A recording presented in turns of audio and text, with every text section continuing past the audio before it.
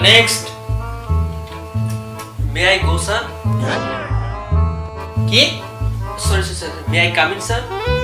হ্যাঁ, ঠিক আছে। আসো। Sit down. হ্যাঁ? আরে বসে পড়ো।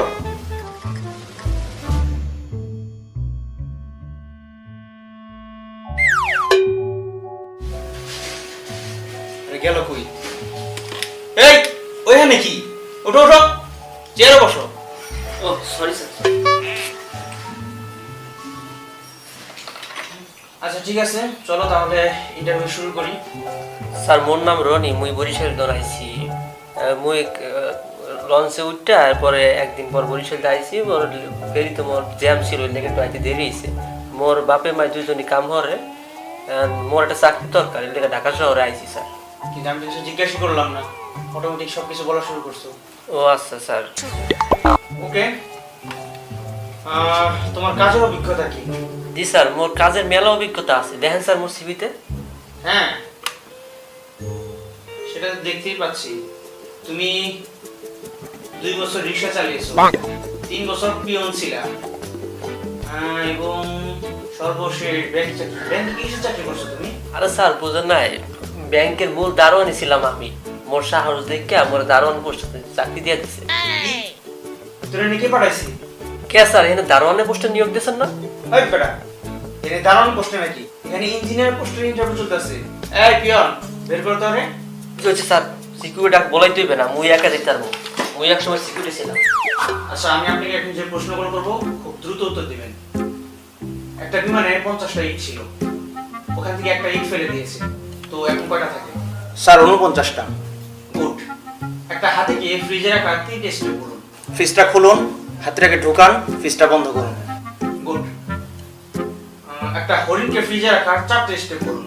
ফ্রিজটা খুলুন, হাতিটা বের করুন, হরিণটাকে ঢোকান, ফ্রিজটা বন্ধ করুন। Very good.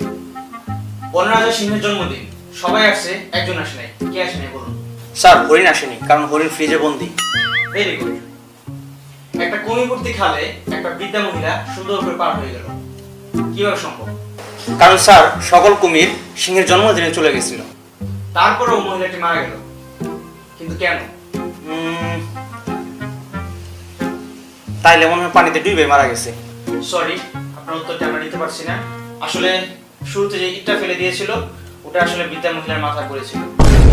ও ভাই, মারো মুঝে, মারো মারো মুঝে, মারো মারো। Sir I am Roni sir, I am from Barisal sir. My father is a service holder and my mother is a housewife sir. কি তুমি কাঁদতেছো? একজন ইঞ্জিনিয়ার হয়ে ইঞ্জিনিয়ারিং পোস্টের জন্য আবেদন করে তুমি কাঁদতেছো? হ্যাঁ, তুমি জানো একজন ইঞ্জিনিয়ারের ভিতরে কিরকম অ্যাটিটিউড থাকা উচিত? সে যখন কথা বলবে মনে হবে যেন বাঘ গর্জন দিচ্ছে, তাকে দেখে সকল মানুষ ভয় পাবে। আমাকে দেখো, আমার ভিতর কিরকম অ্যাটিটিউড, আমার কথা বলা স্টাইল কিরকম। এই পিয়ন, কাকা কি হইছে? পানি চাইছিলাম, এক গ্লাস পানি নিবো।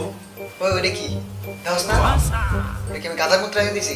সারাটা দিন চালাইতে থাকে, ই করতে থাকে, বিয়া বড় ভাই, আমার বড় ভাই হয়তো এই কারণে একটু এরকম করতেছে। বাহ, দেখলাম তোর অ্যাটিটিউড। জিগান কি জিগাইবেন, আমি সব উত্তর দিয়ে দিব। বাহ, তোমার ভিতর থেকে over confidence. Yes sir, confidence ছাড়া কি আমি ইন্টারভিউ দিতে আসছি? গুড। আচ্ছা তাহলে বলো তো, পৃথিবী থেকে চাঁদের দূরত্ব কত? পৃথিবী থেকে চাঁদের দূরত্ব যাই না স্যার। কি, এই সহজ প্রশ্নটা জানো না? আচ্ছা তাহলে সেকেন্ড আরেকটি কোশ্চেন করছি। বলো তো, পৃথিবী থেকে সূর্যের দূরত্ব কত? পৃথিবী থেকে সূর্যের দূরত্ব সেটাও জানি না স্যার। আর বেটা তোর ইঞ্জিনিয়ার বানাইছে কারা? সহজ একটা প্রশ্নের উত্তর দিতে পারছ না? আচ্ছা লাস্ট একটা কোশ্চেন করতেছি, বাংলাদেশের আয়তন কত? বাংলাদেশের আয়তন 1,47,000। তারপরে কিছু একটা হবে আর কি। ভাই তুই জানোস তো কি আমার কবি? আচ্ছা তুই এমন একটা ট্যালেন্ট দেখা যেটা দেখে আমি তোর সিলেক্ট করতে পারি। ট্যালেন্ট স্যার, আমি বিভিন্ন প্রাণীর ডাক দিতে পারি। স্যার আমি আপনাকে একটা ডাক শোনাই, ধরেন কুকুরের ডাক। ফাইজলামি করতে এসেছিস এখানে? বাইরে বাইরে দিছে বাইরে